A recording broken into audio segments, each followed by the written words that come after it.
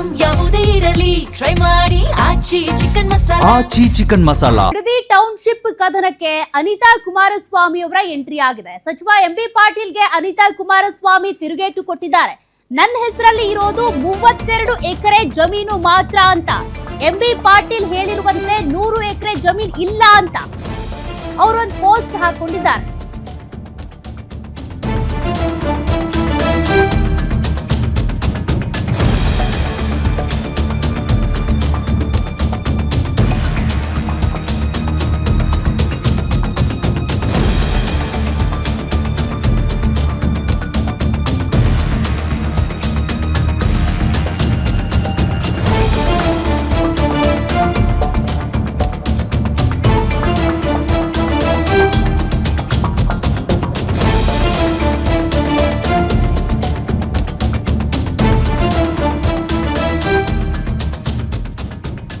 ರಾಜಕೀಯ ದುರುದ್ದೇಶಕ್ಕಾಗಿ ಮನೆಯವರನ್ನ ಎಳೆದು ತರಬೇಡಿ.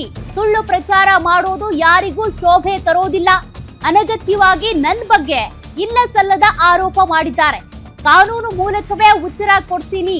ಕಾಂಗ್ರೆಸ್ ನಾಯಕರ ಆರೋಪಕ್ಕೆ ಅನಿತಾ ಕುಮಾರಸ್ವಾಮಿ ಕಿಡಿಕಾರಿದ್ದಾರೆ.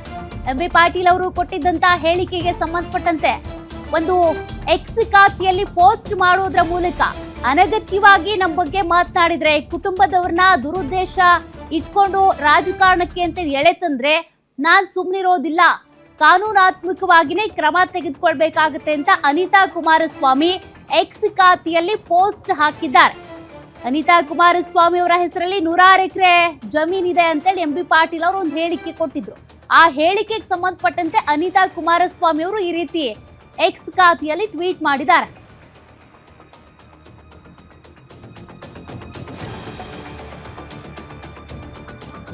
ಬಿಡದಿ ಟೌನ್ಶಿಪ್ ವಿಚಾರಕ್ಕೆ ಸಂಬಂಧಪಟ್ಟಂತೆ ಕಾಂಗ್ರೆಸ್ ನಾಯಕರು ಒಂದ್ ಕಡೆ ಆದ್ರೆ ಬಿಜೆಪಿ ಜೆಡಿಎಸ್ ನಾಯಕರು ಮತ್ತೊಂದ್ ಕಡೆ ವಿರೋಧ ವ್ಯಕ್ತಪಡಿಸಿದ್ದಾರೆ. ಇದ್ರ ಮಧ್ಯೆ ಈಗ ಅನಿತಾ ಕುಮಾರಸ್ವಾಮಿ ಅವರ ಎಂಟ್ರಿ ಕೂಡ ಆಗಿದೆ.